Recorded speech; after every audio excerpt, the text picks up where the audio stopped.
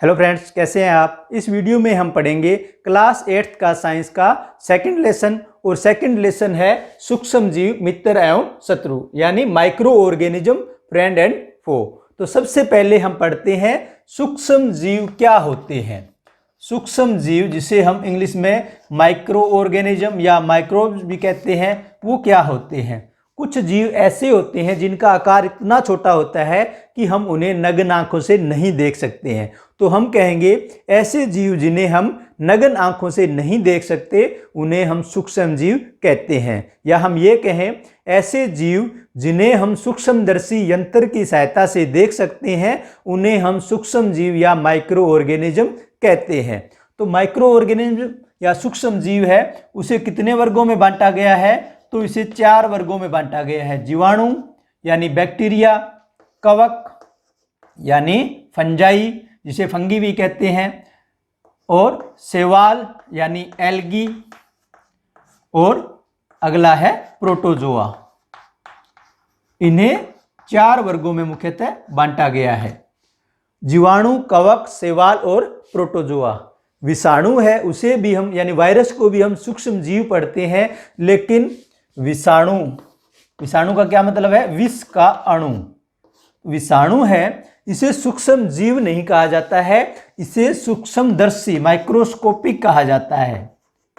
अब इसे सूक्ष्म जीव क्यों नहीं माना जाता, हम वैसे जनरली ये पढ़ते हैं सामान्यतः कि विषाणु है वो सूक्ष्म जीव है, लेकिन इसे सूक्ष्म जीव ना मानकर सूक्ष्मदर्शी माना जाता है, क्योंकि विषाणु है वो सजीव और निर्जीव के बीच की कड़ी है। इसमें सजीव के भी गुण होते हैं और निर्जीव के भी गुण होते हैं। जब किसी विषाणु को जीवित कोशिका मिलती है तो वह सजीव की तरह व्यवहार करता है, यानी गुणन करता है, वृद्धि करता है, जनन करता है। लेकिन जब उसे जीवित कोशिका नहीं मिलती है तो वह निर्जीव की तरह व्यवहार करता है। इस कारण विषाणु को क्या है, सूक्ष्मदर्शी माना गया है, सूक्ष्म जीव नहीं कहा जाता है। हालांकि इसे भी क्या है, हम नग्न आंखों से नहीं देख सकते हैं, इसे इलेक्ट्रॉन सूक्ष्मदर्शी के द्वारा हम देख सकते हैं। अब हम देखते हैं कि ये जो सूक्ष्म जीव है, जीवाणु, कवक, शैवाल, प्रोटोजोआ, विषाणु, ये कहाँ पाए जाते हैं। तो ये लगभग हर जगह पाए जाते हैं, चाहे वायु है, जल है, मिट्टी है, जैसे दलदल हो, मरुस्थल हो और गर्म पानी का झरना हो, हर जगह धरती में लगभग 10 से 15 फुट की गहराई तक भी, 16 फीट की गहराई तक भी वैज्ञानिकों ने सूक्ष्म जीव का पता लगाया है। ज्वालामुखी का जो मुंह है, वोल्केनो का जो मुंह है, वहाँ भी टेम्परेचर बहुत अधिक होता है, उस जगह भी वैज्ञानिकों ने सूक्ष्म जीवों का पता लगाया है। तो हम ये कह सकते हैं कि सूक्ष्म जीव हर जगह पाए जाते हैं। अब हम देखते हैं कुछ शब्द और परिभाषाएं देखते हैं जो आप सूक्ष्म जीवों को पढ़ोगे तो जीवाणु, कवक, शैवाल इनके बारे में पढ़ोगे तो वो बार बार आती है। जैसे एक कोशिकीय, आप सूक्ष्म जीव को पढ़ रहे हो और वहाँ शब्द आता है एक कोशिकीय, उसका मतलब है कि वो सूक्ष्म जीव है, उसका शरीर है एक कोशिका से मिलकर बना हुआ है।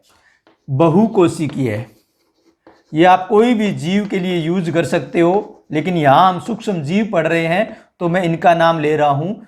तो बहुकोशिकीय मतलब क्या है, कोई जीव जिसका शरीर एक से अधिक कोशिकाओं से मिलकर बना होता है उसे हम बहुकोशिकीय कहते हैं। आप यहाँ पढ़ रहे हो कोई सूक्ष्म जीव है वो बहुकोशिकीय होता है, जैसे शैवाल है, एक कोशिकीय भी होते हैं, बहुकोशिकीय भी होते हैं। तो हम कहेंगे कि ये जो सूक्ष्म जीव है वो एक से अधिक कोशिकाओं से मिलकर बना है, इसलिए इसे हम बहुकोशिकीय कहते हैं। स्वपोषी, स्वपोषी का मतलब क्या है, कोई सूक्ष्म जीव है अपना भोजन खुद बना लेता है तो वो स्वपोषी होता है। जैसे शैवाल है, इसके अंदर पर्णहरित क्लोरोफिल पाया जाता है, ये अपना भोजन खुद बना लेता है। कुछ जीवाणु है वो भी स्वपोषी होते हैं, अपना भोजन खुद बना लेते हैं। विषमपोषी, जो अपना भोजन खुद नहीं बना पाते हैं उन्हें हम विषमपोषी कहते हैं। परजीवी, परजीवी क्या होते हैं, जो भोजन के लिए और आवास के लिए दूसरे जीवों पर निर्भर रहते हैं, उन्हें हम परजीवी कहते हैं। जैसे कवक होते हैं, प्रोटोजोआ होते हैं, ये परजीवी होते हैं, ठीक है, जो भोजन के लिए दूसरे जीवों पर निर्भर करते हैं।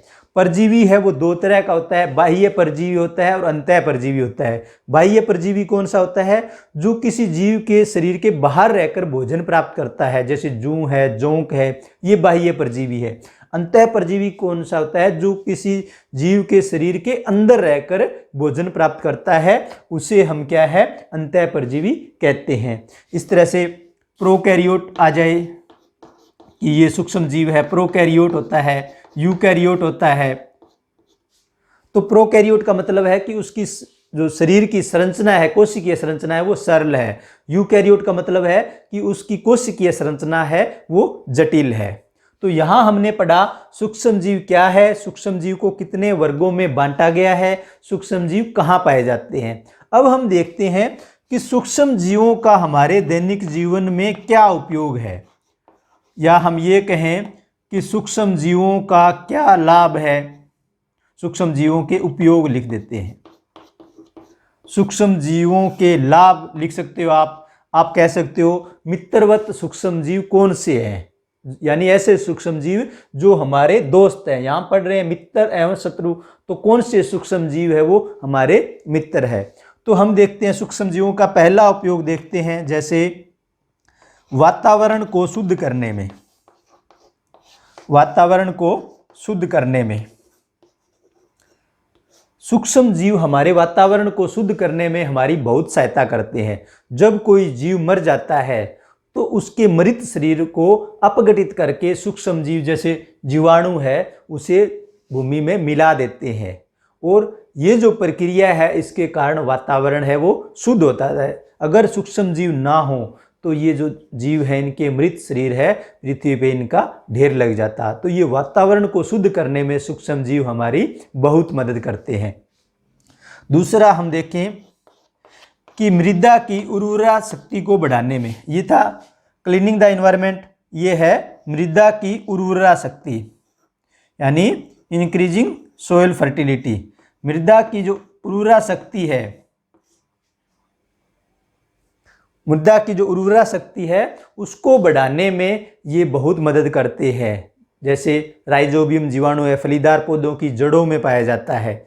ये वायुमंडल की नाइट्रोजन को नाइट्रेट में बदल देता है, और इस क्रिया को हम नाइट्रोजन स्थिरीकरण कहते हैं, नाइट्रोजन फिक्सेशन कहते हैं, जो हम लेसन में आगे नाइट्रोजन चक्र में पढ़ेंगे। इसके अलावा कुछ है वो नील हरित शैवाल होते हैं, वो भी क्या है मृदा की उपजाऊ शक्ति को बढ़ाते हैं। इस प्रकार जो सूक्ष्म जीव हैं वो मृदा की उपजाऊ शक्ति को बढ़ाने में हमारी सहायता करते हैं। अब हम देखते हैं अगला उपयोग क्या है, दही बनाने में। दही बनाने में, तो दही बनाने में दूध है वो दही में बदल जाता है। वो दही में किसके कारण बदल जाता है? लैक्टोबैसिलस जीवाणु के कारण। तो सूक्ष्म जीव है वो दूध को दही में बदलने में भी हमारी सहायता करते हैं। कुछ कवक है, कुछ शैवाल है, इनका भोजन के रूप में भी उपयोग किया जाता है। जैसे मशरूम कवक है, इसका उपयोग भोजन के रूप में किया जाता है। इसके अलावा कुछ जीवाणु है, उनका उपयोग चमड़े को साफ करने में भी किया जाता है। इस तरह से आप इनके अलग अलग पॉइंट बना सकते हो। अब हम पढ़ते हैं पांचवा उपयोग क्या है कि अल्कोहल बनाने में, ब्रेड बनाने में,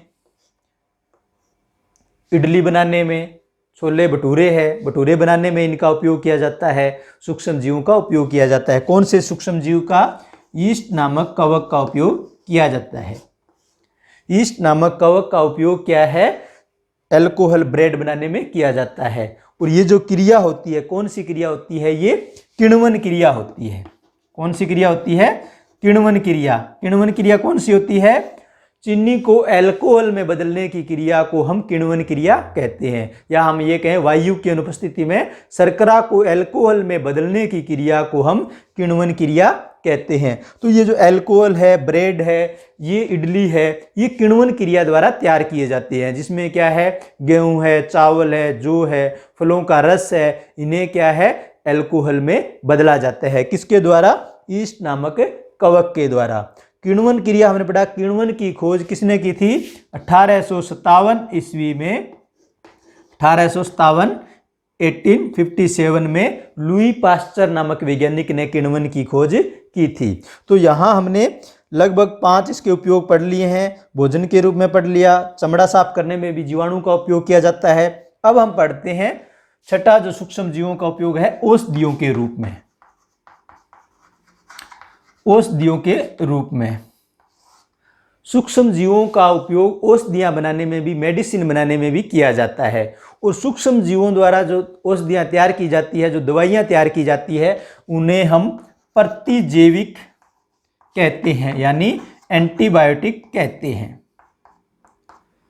प्रतिजैविक है वो किससे तैयार की जाती है? सूक्ष्म जीवों से तैयार की जाती है। तो प्रतिजैविक क्या होते हैं? हम कहेंगे वे पदार्थ जो एक प्रकार के सूक्ष्म जीवों से तैयार किए जाते हैं तथा जो दूसरे प्रकार के सूक्ष्म जीवों के लिए हानिकारक होते हैं, उन्हें हम प्रतिजैविक या एंटीबायोटिक कहते हैं। या हम ये कहें ऐसे पदार्थ जो एक जीवधारी से तैयार किए जाते हैं तथा दूसरे जीवधारी के लिए वो हानिकारक हों, तो उन्हें हम प्रतिजैविक या एंटीबायोटिक कहते हैं। और सबसे पहले जो प्रतिजैविक बनाया था वो किसने बनाया था? अलेक्जेंडर फ्लेमिंग ने 1929 ईस्वी में 1929 में पेनिसिलिन नामक प्रतिजैविक बनाया था। अलेक्जेंडर फ्लेमिंग ने बनाया था। कौन सा प्रतिजैविक एंटीबायोटिक बनाया था? पेनिसिलिन बनाया था। और किससे बनाया था? पेनिसिलियम नामक कवक से बनाया था। तो ये क्या है?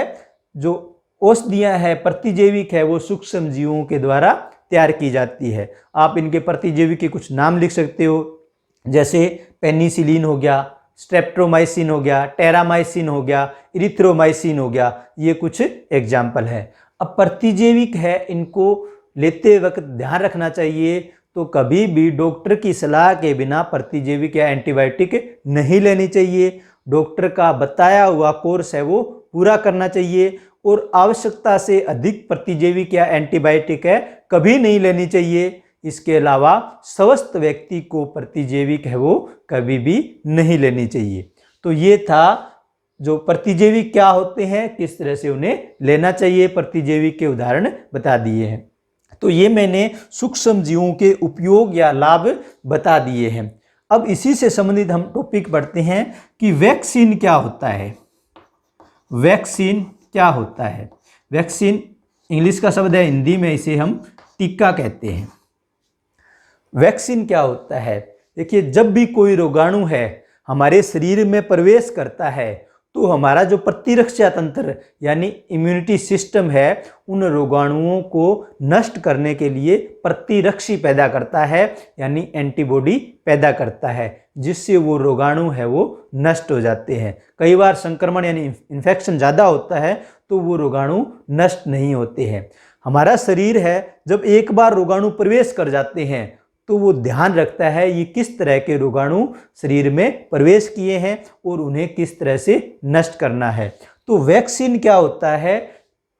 जो हम डॉक्टर के पास जाते हैं, ठीक है, जैसे एक बोतल है डॉक्टर के पास, उसमें ये दवाई है, और डॉक्टर क्या करता है, मैं ये साधारण तरीके से आपको बता रहा हूँ, सिरिंज के अंदर इस दवाई को भरता है।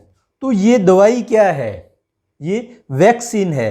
और इस वैक्सीन में क्या होता है, या ये वैक्सीन क्या होती है? इसमें मृत या कमजोर रोगाणु होते हैं। मृत या कमजोर रोगाणु होते हैं, जिस रोग को अपने नष्ट करना है उस रोग से संबंधित। तो ये जो मृत और कमजोर रोगाणु है, ये किसी तरह का रोग पैदा नहीं करते हैं। तो ये एक तरह से प्रतिरक्षा तंत्र को मूर्ख बनाया जाता है। शरीर को ये लगता है, हमारा इम्यूनिटी सिस्टम है, प्रतिरक्षा तंत्र को ये लगता है कि रोगाणु प्रवेश किए हैं और उन्हें नष्ट करना है, ठीक है। तो ये मृत व रोगाणु, कमजोर रोगाणु है, सिरिंज में भरकर शरीर के अंदर प्रवेश करवाए जाते हैं, और हमारे प्रतिरक्षा तंत्र को ये लगता है कि रोगाणुओं का हमला हुआ है और उसे नष्ट करना है। तो ये जो प्रक्रिया है, ये वैक्सीन है, टीका, और ये जो प्रक्रिया है जिसके द्वारा मृत व कमजोर रोगाणुओं को शरीर में प्रवेश करवाकर रोग का इलाज किया जाता है, इस क्रिया को हम टीकाकरण कहते हैं।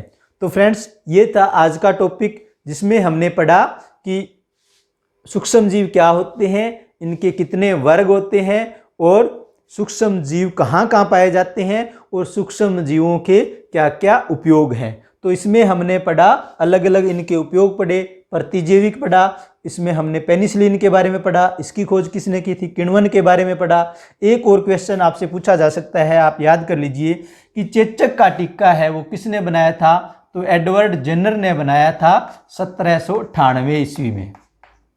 चेचक का टीका किसने बनाया था? स्मॉल पॉक्स का टीका जो वैक्सीन किसने बनाई थी? 1798 ईस्वी में एडवर्ड जेनर ने बनाई थी। इसके अलावा आप ये भी याद रख सकते कि जीवाणु की खोज है वो किसने की थी? तो एंटोनी वॉन ल्यूवेनहोक ने 1683 ईस्वी में की थी। आप विषाणु की भी याद रख सकते हो, खोजकर्ता का नाम इवानोवस्की। तो इवानोवस्की ने विषाणु की खोज की थी। तो फ्रेंड्स, ये था आज का टॉपिक। अगले वीडियो में हम इस लेसन के जो टॉपिक रह गए हैं कि सूक्ष्म जीवों से हमें क्या नुकसान होता है, हम भोजन को सूक्ष्म जीवों से कैसे परिरक्षित कर सकते हैं और नाइट्रोजन चक्र क्या होता है, तो ये हम अगले वीडियो में पढ़ेंगे।